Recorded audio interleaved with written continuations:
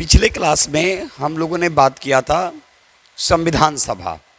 आज हम लोग दो तीन टॉपिक पे बात करेंगे, क्योंकि ये क्लासेज हम पहले ही बोल दिए हैं बीपीएससी के लिहाज से एकदम आराम से हम लेकर चल रहे हैं। 11:30 बजे से लेकर 2:30 बजे तक एक स्पेशल क्लासेज हम आज से शुरू कर रहे हैं। पहले ये वीकेंड था, अब इसको अभी हम कंटिन्यू कर दिए हैं जब तक एग्ज़ाम नहीं होगी बीपीएससी का, या फिर कोई भी आगामी एग्ज़ाम होगा उसमें आपको बेनिफिट मिलेगा। तो अभी हम लोग जो फ्राइडे जो पढ़ रहे हैं वो पढ़ रहे हैं संविधान। पिछले क्लास में हमने संविधान क्या और संविधान सभा पे चर्चा की है। आज हम कहाँ तक लंबा जाएंगे ये मुझे खुद नहीं पता, लेकिन वीडियो कुछ लिमिटेशन में ही रहेंगे। क्लास में कब तक क्लास होगी ये मुझे खुद नहीं पता, लेकिन वीडियो कुछ लिमिटेशन में ही अपलोड किए जाएंगे, उसके भी कुछ सीमाएं होती हैं। तो सबसे पहले हम लोग देखेंगे भारतीय संविधान के विदेशी स्रोत, क्योंकि जब भारत का संविधान जब बना तो इसके कई अलग अलग तरीक़ों से स्रोत लिए गए, ठीक है।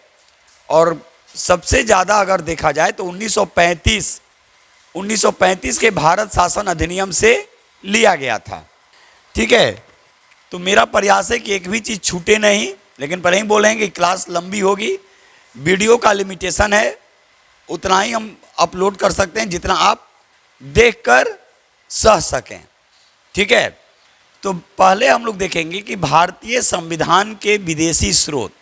भारतीय संविधान के विदेशी स्रोत, विदेशी स्रोत कहने का मतलब क्या है कि कहाँ कहाँ से कौन कौन से, जैसे अभी मौलिक अधिकार हो जाएगा, मौलिक कर्तव्य हो जाएगा, ये कहाँ से लिए गए हैं, ठीक है, ये कहाँ से लिए गए हैं। तो हेडिंग बनाएंगे भारतीय संविधान के विदेशी स्रोत, इसमें भी कर दीजिएगा विदेशी स्रोत। लिखेंगे मौलिक अधिकार, मौलिक अधिकार, न्यायिक पुनरावलोकन और प्रस्तावना। प्रस्तावना ये लिया गया यूएसए के संविधान से। हमने सिर्फ प्रस्तावना बोला है, हमने सिर्फ प्रस्तावना बोला है। अगर प्रस्तावना की भाषा बोला जाएगा, ध्यान से मेरी बात को सुनेंगे, हमने यहाँ पे बोला प्रस्तावना जो यूएसए के संविधान से लिया गया, लेकिन अगर हम प्रस्तावना की भाषा बोलेंगे तो प्रस्तावना की भाषा और समवर्ती सूची ये लिया गया ऑस्ट्रेलिया के संविधान से। अभी इसको पूरा डिफाइन करेंगे, ये याद रखिएगा, अभी पूरे एक एक चीज़ को डिफाइन करेंगे। मौलिक कर्तव्य ये लिया गया यूएसएसआर, आप इसको सोवियत संघ बोल सकते हैं, रसिया बोल सकते हैं, ये याद रखेंगे। कन्फ्यूजन कहाँ होती है उस चीज़ को ध्यान रखिएगा। तो प्रस्तावना और प्रस्तावना की भाषा में कन्फ्यूजन होता है, ये याद रखिएगा। तो प्रस्तावना यूएसए के संविधान से लिया गया, जबकि प्रस्तावना की जो भाषा की जो चर्चा जो की गई है ये ऑस्ट्रेलिया के संविधान से किया गया, ये याद रखेंगे। कुछ ज़्यादा ही जल्दी नहीं आते हैं आप लोग।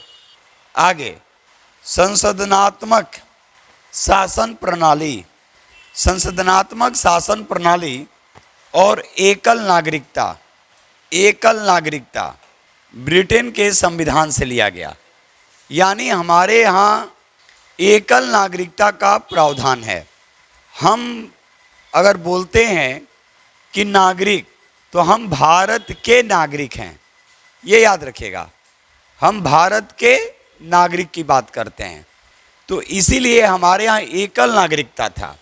जैसे आप लोग देखे होंगे कि 5 अगस्त 2019 के पहले जम्मू कश्मीर में दोहरी नागरिकता थी, एक भारत की नागरिकता और एक जम्मू कश्मीर की नागरिकता।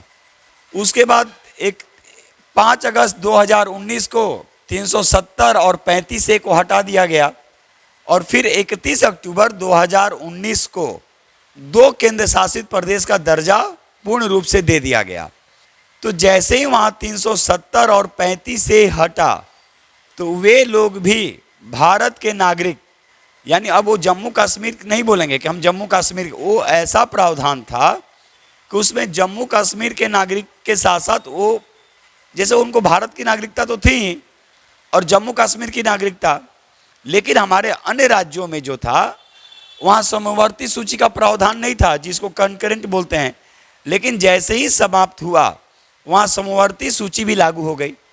और अभी आप देख रहे होंगे कि जिस तरह से पुडुचेरी और दिल्ली में जो केंद्र शासित प्रदेश हैं चुनाव होते हैं, उसी तरह भी जम्मू कश्मीर में भी चुनाव हो रहा है। तो ये सब काफ़ी महत्वपूर्ण प्रश्न बन जाते हैं। तो ये सब करेंट अफेयर्स नहीं है, आप उसको कनेक्ट करके आपको खुद पढ़ना है, ये याद रखिएगा। तो हमारे यहाँ एकल नागरिकता का प्रावधान है और एकल नागरिकता ब्रिटेन में है, ये याद रखिएगा। तो इसीलिए कहा गया कि भारतीय संविधान के विदेशी स्रोत यानी अलग अलग स्रोतों से लिए गए, ये याद रखिएगा। आप लोग जल्दी आया कीजिए, क्लास डिस्टर्ब होते हैं, आप लोग बहुत जल्दी आते हैं और इसके कारण से क्लास डिस्टर्ब होता है, हम सबको बोल रहे हैं। तो थोड़ा सा इसको आप लोग जेहन में अपने माइंड में सेट कर लीजिए, अन्यथा गेट बंद हो जाएगी। आगे डीपीएसपी, डीपीएसपी कहने का मतलब directive principles of state policy. Clear हुआ? Directive principles of state policy के साथ साथ कभी कभी आप सुनते होंगे कि राज्यसभा में राष्ट्रपति के द्वारा जो साहित्य में है, कला में है, खेल में है, विज्ञान में है, उनको मनोनीत किया जाता है। तो ये कहाँ से लिया गया? तो ये लिया गया आयरलैंड के संविधान से, ये याद रखेगा। यानी राज्यसभा में मनोनयन ये लिया गया आयरलैंड के संविधान से, ये याद रखेंगे। DPSP directive principles of state policy, और राज्यसभा में जो मनोनयन की जो चर्चा की गई कि जो मनोनीत जो होंगे, कितने सदस्य मनोनीत होते हैं राज्यसभा में? कितने सदस्य मनोनीत होते हैं? 12। ठीक है, उनको कहाँ से प्रावधान किया गया? ये कहाँ से प्रावधान किए गए? ये आयरलैंड के संविधान से प्रावधान किया गया। क्लियर हुआ? यहाँ तक हमको नहीं लग रहा है किसी को दिक्कत हो रही होगी। आगे बढ़ें, आगे देखेंगे। गणतंत्रात्मक समता व स्वतंत्रता और बंधुत्व, ये कहाँ से लिया गया? ये लिया गया फ्रांस से, ये लिया गया फ्रांस से। आप लोग सुने भी होंगे कि जो फ्रांस की जो क्रांति हुई थी 1789 में जो फ्रांस की जो क्रांति जो हुई थी, उसमें उसका मेन मोटिव क्या था? उसका मेन यही था ना, क्या? समानता बंधुत्व। ठीक है, समानता बंधुत्व यही था, गणतंत्रात्मक अवधारणाएं ये थी। तो ये फ्रांस की क्रांति से लिया गया, यानी ये हम लोग फ्रांस से लिए, ये याद रखिएगा। हमको बीच में बार बार बोलना पड़ रहा है, ये तीसरी बार हम बोल रहे हैं। अगर समय पे नहीं आ सकते हैं बीपीएससी एग्जाम तक, तो आप लोग घर में बैठे रहेंगे, प्लीज हाथ जोड़ के रिक्वेस्ट है। 11:30 यानी 11:30, 5 मिनट पहले हम शुरू कर देंगे। 11:25 वो मंजूर है। तो हाथ जोड़ के रिक्वेस्ट है, ऑनलाइन ये अपलोड होगा, आप लोग भी सुन लीजिएगा, अन्यथा नहीं आएंगे, ये भी अपलोड हो जाएगा। क्योंकि हम बहुत नए मुहिम के तहत आगे बढ़ रहे हैं और मेरे लिए मेरी प्रायोरिटी पढ़ाना है और बेस्ट तरीके से पढ़ाना है। 4 घंटा 5 घंटा हम क्लास लेंगे लगातार प्रतिदिन, तो शौक से नहीं लेंगे, आपके लिए ले रहे हैं।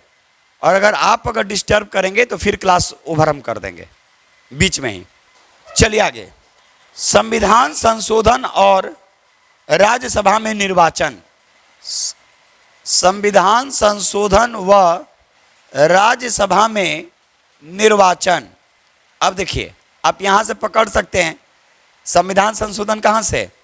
दक्षिण अफ्रीका। लेकिन अब ये सब नहीं पूछेगा, यही सब पूछेगा। ये है दक्षिण अफ्रीका, दक्षिण अफ्रीका के संविधान से। ठीक है, चलिए इधर ही रेज कर रहे हैं। चलिए आगे, विधि द्वारा स्थापित। तो विधि द्वारा जो स्थापित जो है, ये है जापान से, ये है जापान से। आपातकाल के समय राष्ट्रपति को मौलिक अधिकार की जो शक्तियां जो दी गई है, ये दिया गया है जर्मनी के संविधान से, और संघात्मक जो व्यवस्था है ये है कनाडा से, ये है कनाडा से। तो हमने बात किया विदेशी स्रोत के बारे में, ये याद रखिएगा कि कहाँ कहाँ से कौन कौन से जो लिए गए हैं शब्द वो कहाँ से लिए गए हैं। तो इसमें आप देखिए कि राष्ट्रपति के द्वारा राज्यसभा में जो मनोनीत जो किए जाते हैं वो, और निर्वाचन, ये दो अलग अलग जगह से लिए गए। प्रस्तावना और प्रस्तावना की भाषा, ये दो अलग अलग जगह से लिए गए, ये याद रखिएगा। समवर्ती सूची अलग से लिया गया। केंद्र राज्य के बीच शक्तियों का विभाजन वो अलग जगह से लिया गया। जैसे आपने देखा संघात्मक कनाडा, तो इन सब पे आपको वर्क करना है, ये नहीं कि बस इसी तरह आगे बढ़ जाना है। चलेंगे, उम्मीद कर रहे हैं यहाँ तक आप लोग को दिक्कत नहीं हुई होगी। अब हम एक एक चीज को देख रहे हैं ध्यान से कि किसमें कहाँ कहाँ से जो लिया गया उसका संविधान में हमारे यहाँ कहाँ कहाँ प्रावधान किया गया है। ठीक है, फिर हम लोग आगे बात करेंगे उद्देशिका के बारे में, प्रस्तावना के बारे में। कुछ वैसे मेन पॉइंट है जो जिसको हम लिखवाएंगे, उसको आप लोग लिखते हुए आगे बढ़ेंगे। चलिए, हमने देखा स्रोत, और स्रोत के बाद हम एक टॉपिक वहाँ से निकाल रहे हैं मौलिक कर्तव्य के बारे में। इस चीज़ को याद रखिएगा। क्यों मौलिक कर्तव्य के बारे में? क्योंकि अभी हम लोगों ने कुछ ऐसे चीज़ें देखा जिसमें ये कहा गया कि भाई उद्देशिका और जो भी चीज़ें हैं तो उसको तो विस्तार से भी हम करवाए।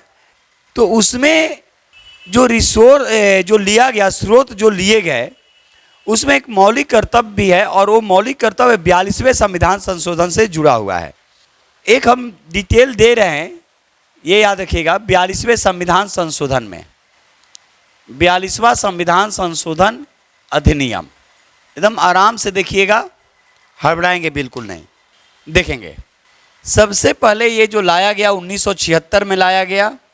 ठीक है, 42वें संविधान संशोधन अधिनियम 1976 में लाया गया, और इसमें 3 शब्द जो जोड़े गए उद्देशिका में। जैसे आप देखे होंगे कि उद्देशिका में क्या है भाई, कि हम मूल ढांचों में परिवर्तन नहीं कर सकते हैं, और ये एक संविधान का भाग है। सबसे बड़ा जो उद्देशिका पे जो जजमेंट जो आया, सबको मालूम है, ये चीफ जस्टिस हुआ करते थे सिकरी, और 12 अन्य न्यायाधीश, यानी टोटल 13, इन लोगों ने अपना जजमेंट दिया। और उसी जजमेंट के आधार पे, क्योंकि उद्देशिका संविधान के ही एक भाग है, और उसमें कुछ ऐसी बातें की गई जो अनुल्लंघनीय है, ये याद रखिएगा, यानी हम उसका उल्लंघन नहीं कर सकते हैं। और उसी आधार पे कहा गया कि उसमें हम लोग संविधान में संशोधन नहीं कर सकते हैं, वो मूल संरचना है। तो ये नाम याद रखिएगा, सिकरी उस समय भारत के मुख्य न्यायाधीश थे, ये याद रखिएगा, चीफ जस्टिस थे। और ये अभी तक के न्यायिक प्रणाली में, न्यायिक ये में सबसे बड़ा जजमेंट था, सबसे बड़ा जजमेंट था। तो हम लोग मूल स्रोत पे थे, जहाँ पे हम लोग संविधान में जो कहाँ कहाँ से स्रोत लिए गए उस पे थे, उस पे फिर हम बात किए। तो ये 1976 में जो प्रस्तावना में जो 3 शब्द जो लाए गए, क्योंकि प्रस्तावना में मात्र एक बार ही संशोधन किया गया है, ये याद रखिएगा।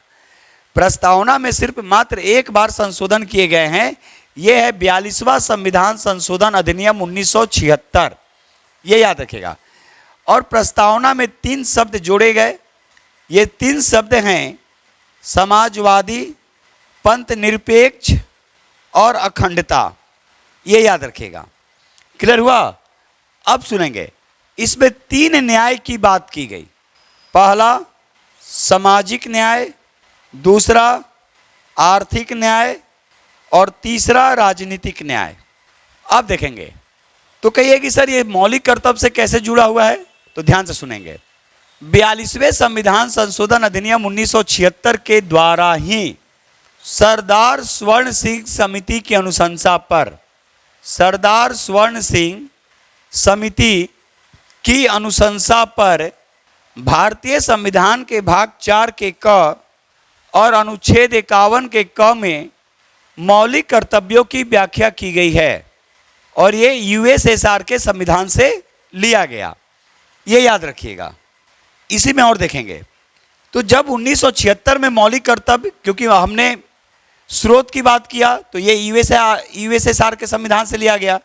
फिर हम लोगों ने कुछ उद्देशिका पढ़ा, जिसको हम लोगों ने देखा कि उद्देशिका के बारे में क्या है और कैसे कैसे उसमें क्वेश्चन पूछे जाएंगे, और उद्देशिका के बारे में शॉर्ट में यहाँ पे हम बता दिए, प्रस्तावना के बारे में बता दिए। अब ये जो 42वें संविधान संशोधन जो किया गया, सरदार स्वर्ण सिंह समिति की अनुशंसा पे जो मौलिक कर्तव्य को जोड़े गए, तो आपसे यहाँ पे 2 क्वेश्चन और पूछा जाएगा कि जब संविधान में मौलिक कर्तव्य को जोड़ा गया तो उस समय मौलिक कर्तव्यों की संख्या कितनी थी?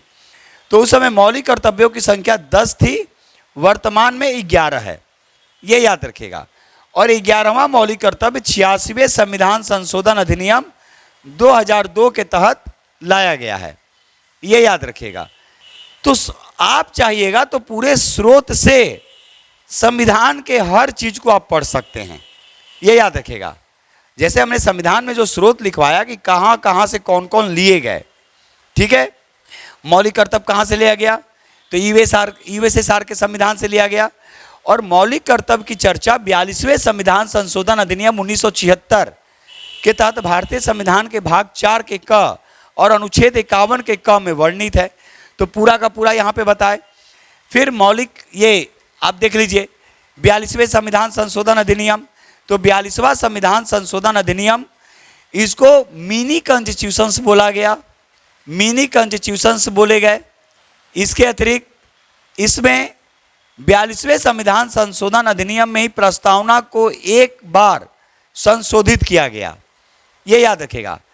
और इसमें 3 शब्द जोड़े गए, समाजवादी, पंथनिरपेक्ष और अखंडता। प्रस्तावना में 3 न्याय की बात की गई, सामाजिक न्याय, आर्थिक न्याय और राजनीतिक न्याय। क्लियर हुआ? इस चीज को ध्यान रखेंगे। चलिए आगे स्रोत में 1-2 और स्रोत का बात हम लोग कर ले रहे हैं। ये तो वह मौलिक कर्तव्य के बारे में। अब हम थोड़ा सा बात कर ले रहे हैं शॉर्ट्स में मौलिक अधिकार के बारे में, ये याद रखिएगा। मौलिक अधिकार के बारे में, उसको लगा दीजिए तो लाइट चमक। मौलिक अधिकार के बारे में ध्यान से सुनेंगे, इसीलिए बार बार बोलते हैं कि अगर आप स्रोत पढ़ लिए तो एकदम अच्छे से आप उस पर वर्क कर सकते हैं। जैसे हमने बोला मौलिक अधिकार, तो आपके दिमाग में सीधे आ जाना चाहिए कि ये यूएसए के संविधान से लिया गया, संयुक्त राज्य अमेरिका के संविधान से लिए गए, भारतीय संविधान के भाग 3, और भाग 3 को बोला गया मैग्ना कार्टा, और अनुच्छेद 12 से 35 में इसका वर्णन किया गया है, ये याद रखिएगा। पहले इसकी संख्या 7 थी, लेकिन 44वें संविधान संशोधन अधिनियम 1978 के द्वारा मौलिक कर्तव्यों की संख्या 7 से घटाकर 6 कर दी गई, ये याद रखिएगा। आई बात समझ में? तो आपसे ये क्वेश्चन पूछे जा सकते हैं कि जो संपत्ति के अधिकार को जो हटाया गया मौलिक अधिकार से, वो किस संविधान संशोधन के तहत हटाया गया? तो ये 44वां संविधान संशोधन अधिनियम था। तो यहाँ पर राइट टू जो एसेट्स थे, राइट टू जो एसेट्स था, ठीक है, इसको समाप्त कर दिया गया और इसको कानूनी अधिकार दिए गए अनुच्छेद 300 के ए में, ये याद रखिएगा, 300 के ए में। तो राइट टू एसेट्स जो मौलिक अधिकार था, इसको समाप्त कर दिया गया। यानी मौलिक अधिकार पहले 7 थे, लेकिन 44वें संविधान संशोधन अधिनियम के तहत मौलिक अधिकार को, यानी 7 मौलिक अधिकार जो था उसको समाप्त करके कितना कर दिया गया? 6। तो वो 7वां जो मौलिक अधिकार जो था जिसको हटाया गया, उसका नाम क्या था? संपत्ति के अधिकार। तो संपत्ति के अधिकार को मौलिक अधिकार की श्रेणी से हटाकर कानूनी अधिकार प्रदान किए गए, ये याद रखिएगा। तो ये सब आपसे क्वेश्चन पूछे जाने की काफ़ी संभावना होती है। हम स्रोत पे ही बात कर रहे हैं, ये याद रखिएगा कि हम दिखा रहे हैं कि आप स्रोत से भी कैसे पूरे संविधान को समाप्त कर सकते हैं, पढ़ सकते हैं आराम से, ठीक है। उसी तरह आप देख लीजिए न्यायिक पूर्णाविलोकन, इसमें तो पूरा लंबा क्लास जाएगा, इसीलिए न्यायिक पूर्णाविलोकन भी कहाँ से लिया गया? न्यायिक पुनराविलोकन कहाँ से लिए गए? अमेरिका के ही संविधान से लिया गया। और एक और चीज अमेरिका से क्या लिया गया? प्रस्तावना, जो अभी हम लोगों ने बात की। लेकिन प्रस्तावना की अगर हम लोग भाषा की बात करेंगे तो ऑस्ट्रेलिया के संविधान से लिया गया है, ये याद रखेंगे। आगे देखिए, एक दो और स्रोत को एग्जाम्पल देके समझा दे रहे हैं डिटेल में, ठीक है। बाकी फिर जब पढ़ाएंगे आगे तो फिर देखेंगे। जैसे जर्मनी के संविधान से क्या लिया गया? जर्मनी के संविधान से क्या लिया गया? आपात उपबंध, यही ना, आपात के समय, इमरजेंसी। और क्या कहा गया कि आपात के समय राष्ट्रपति को मौलिक अधिकार की शक्तियां, ये याद रखिएगा। तो आपसे क्वेश्चन पूछे जाएंगे कि आपात उपबंध कहां से लिया गया? आपात उपबंध कहां से लिए गए, ये याद रखिएगा। तो आपात उपबंध जो लिया गया ये जर्मनी के संविधान से लिया गया। और जर्मनी के संविधान को वाइमर का संविधान भी कहते हैं, ये याद रखिएगा। जर्मनी के संविधान को वाइमर का संविधान भी कहा जाता है। अब एक चीज और यहां पे आप ध्यान दीजिएगा कि हमारे यहाँ आपात जो है वो 3 तरह से लागू किए जाते हैं। पहला राष्ट्रीय आपात, 352। दूसरा राष्ट्रपति शासन 356। और तीसरा वित्तीय आपात 360। अब कहता है कि आपात उपबंध के समय मौलिक अधिकार से संबंधित शक्तियां राष्ट्रपति में निहित है, ये याद रखिएगा। तो अब ध्यान दीजिएगा कि आप देखे होंगे चाहे वो राष्ट्रीय आपात लागू हो या राष्ट्रपति शासन लागू हो, ये याद रखेंगे, उसमें कहीं ना कहीं आप ध्यान दीजिएगा कि राष्ट्रपति की ही भूमिका होती है। राष्ट्रपति की ही भूमिका होती है। जैसे देख लीजिए, राष्ट्रीय आपात, ठीक है, संसद से पेश होगा, संसद से पेश करने पड़ते हैं। अभी तक भारत में 3 बार राष्ट्रीय आपात लागू किए जा चुके हैं, ये याद रखिएगा। 3 बार लागू किया जा चुका है, ठीक है, इस चीज को ध्यान रखेंगे। लेकिन अधिकार किसके पास है? राष्ट्रपति के पास। आप राष्ट्रपति शासन की बात करते हैं, अनुच्छेद 356। जब राज्य सरकार, कोई भी राज्य सरकार भ्रष्टाचार में लिप्त हो जाए, सरकारी तंत्र विफल हो जाए, आई बात समझ में, तब क्या होता है? राज्यपाल की सिफारिश के आधार पर ही उस राज्य में राष्ट्रपति शासन लागू किए जाते हैं, ठीक है। वित्तीय आपात जो संकट की स्थिति है, भारत में अभी तक एक बार भी लागू नहीं है, एक बार भी लागू नहीं है, ये याद रखिएगा। तो इसमें कहीं ना कहीं जो आपात उपबंध की जो चर्चा की गई, इसमें ध्यान दीजिएगा, ये जर्मनी के संविधान से लिया गया। और जर्मनी के संविधान को वाइमर का संविधान कहते हैं। क्लियर हुआ? तो भारत में 3 प्रकार की आपात उपबंध हैं, राष्ट्रीय आपात, राष्ट्रपति शासन और वित्तीय आपात। राष्ट्रीय आपात 352 में लागू किया, अनुच्छेद 352 में है। और याद रखिएगा, मात्र एक बार मंत्रिमंडल जो शब्द जो इस्तेमाल किया गया वो अनुच्छेद 352 में ही लागू किया, यूज किया गया है, ये याद रखिएगा। काफी महत्वपूर्ण प्रश्न। कहीं और मंत्रिमंडल की चर्चा नहीं है, कैबिनेट की बात नहीं है, सिर्फ मात्र एक जगह कैबिनेट की बात की गई है, वो अनुच्छेद 352, ये याद रखेंगे। आई बात समझ में? इसलिए हम बार बार कभी कभी आप लोग से भी बोलते हैं कि कब किस क्लास में कैसे हम पढ़ाते हैं मुझे खुद नहीं पता चलता है, क्योंकि रट के हम नहीं पढ़ाते हैं, एक रिदम होता है। और तब आप लोग को बोलते हैं आप लोग समय पे आइए, आप जितना ज़्यादा होगा आप मैक्सिमम लेकर जाइएगा यहाँ से, ठीक है। तो ये याद रखिएगा। अब एक क्वेश्चन और आपसे यहाँ पे बनेगा, ध्यान रखेंगे कि संसद कितने दिनों के अंदर इसको पास करना होता है। तो एक फॉर्मूला याद रखिएगा, 122, 1 मंथ्स, 2 मंथ्स और 2 मंथ्स। अगर 30 दिन दे देगा तो अंतर क्या है? 30 दिन देगा तो अंतर क्या है? हैं?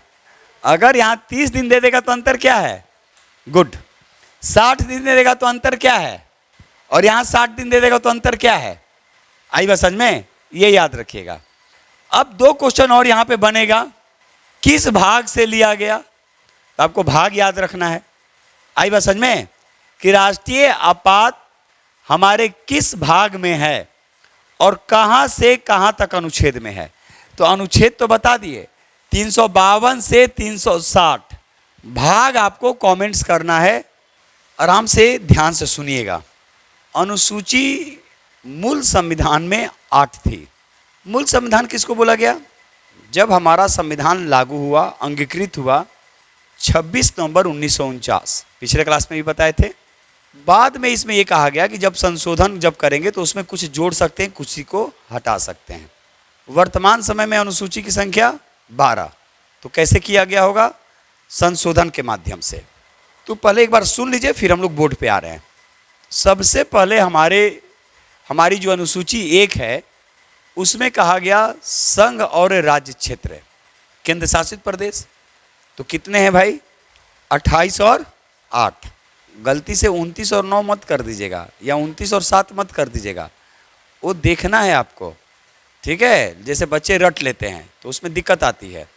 तो 28 राज्य और 8 केंद्र शासित प्रदेश।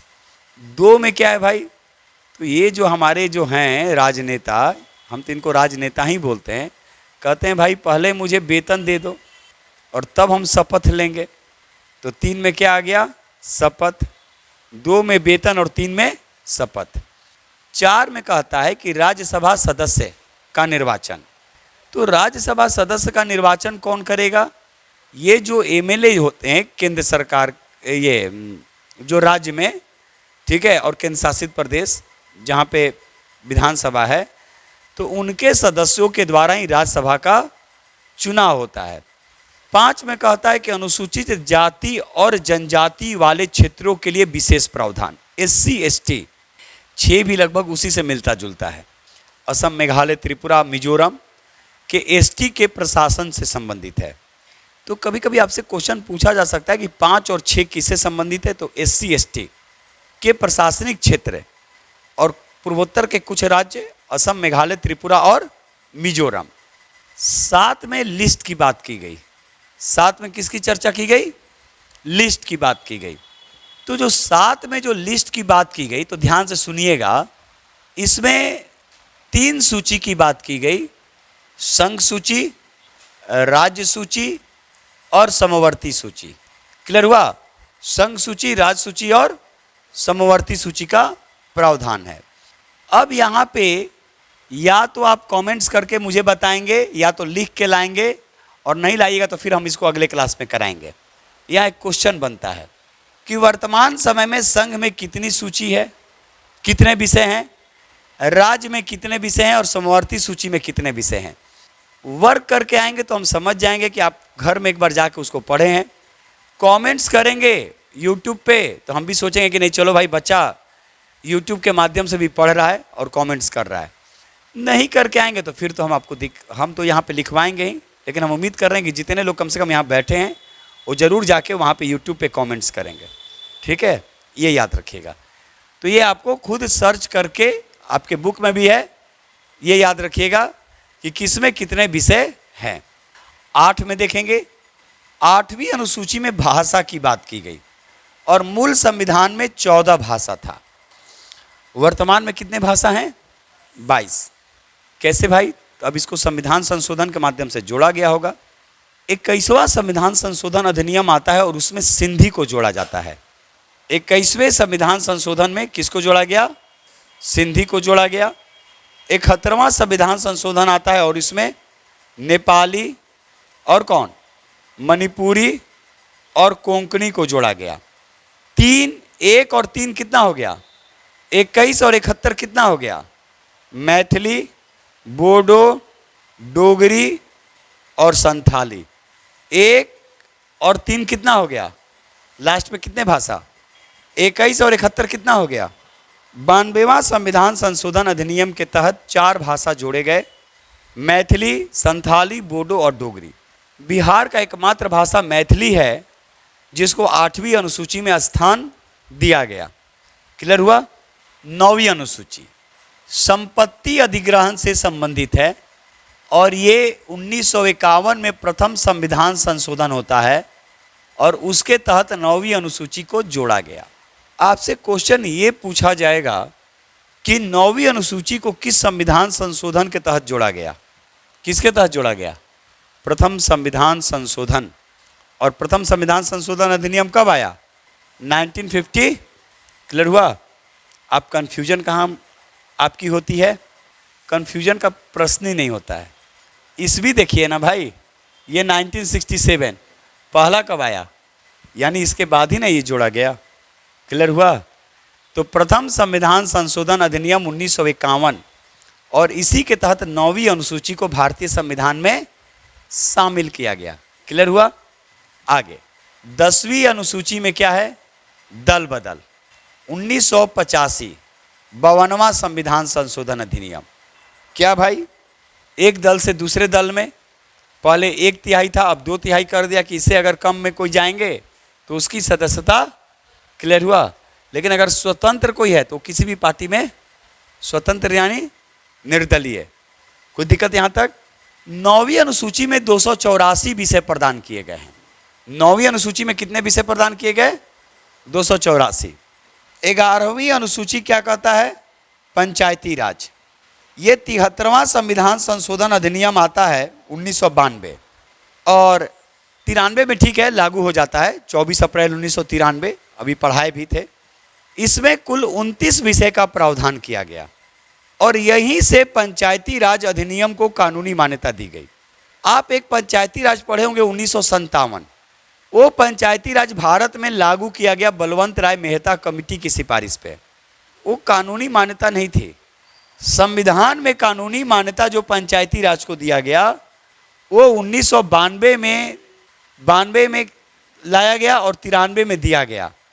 इसको 11वीं अनुसूची में रखा गया है और फिर 243 जो अनुच्छेद है उसमें क ख ग घ अंग जो है पूरा 16 उसमें सब आर्टिकल है, उसमें इसको स्थान दिया गया। तो ऐसे अगर पंचायती राज जब लागू हुआ तो सबसे पहले हुआ राजस्थान के नागौर से 2 अक्टूबर 1959। लेकिन जब कानूनी मान्यता दी गई पंचायती राज को तो सबसे पहले कर्नाटक में लागू किया गया। क्लियर हुआ? तो इसमें कितने विषय हैं? 29। अब हो गया 12वीं अनुसूची। तो सबसे पहले गांव में हम लोग रहते हैं और गांव के बाद कहाँ आते हैं? शहर में। 11 के बाद क्या आता है? 73 के बाद क्या आता है? 74। 74 नहीं, ठीक है, नगर निगम 74। क्लियर हुआ? और इसमें लगभग 18 विषय प्रदान किए गए हैं। एक क्वेश्चन और आपसे यहाँ पे पूछा जाएगा कि भारत में सबसे पहले नगर निगम की स्थापना कब हुई थी? तो 1687 मद्रास। एक क्वेश्चन और यहाँ से पूछा जाएगा, स्थानीय स्वशासन किसकी देन है? तो चोल साम्राज्य।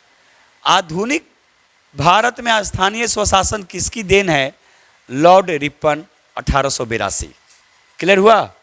यानी केंद्र और राज्य अपनी शक्तियों को कम करके लोकल बॉडीज को दिया, जिसको बोला गया डिसेंट्रलाइजेशन। कोई दिक्कत यहाँ तक? तो ये हमारी अनुसूची रही। जैसे 1 में क्या है, फिर से सुन लीजिए। 1 में क्या है? संघ और राज्य क्षेत्र। 2 में क्या है? वेतन। 3 में क्या है? शपथ। 4 में क्या है? राज्यसभा सदस्यों का निर्वाचन। 5 में क्या है? अनुसूचित जाति और जनजाति क्षेत्रों के लिए विशेष प्रावधान। 6 में क्या है? असम, मेघालय, त्रिपुरा और मिजोरम के लिए विशेष प्रशासनिक एसटी क्षेत्र के लिए। 7 में क्या है? लिस्ट। ठीक है, अभी आंसर हमसे बुला ही जाता। संघ में कितने, राज्य में कितने और समवर्ती में कितने? आपको खुद इसको कमेंट्स करना है। 8 में क्या है? भाषा। मूल संविधान में 14 भाषाएं थी, लेकिन संविधान संशोधन के माध्यम से वर्तमान में 8वीं अनुसूची में 22 भाषाएं हैं। बिहार की एकमात्र भाषा मैथिली। क्लियर हुआ? 9 में संपत्ति की बात, संपत्ति अधिग्रहण से संबंधित था। भूमि अधिग्रहण भी दे सकता है।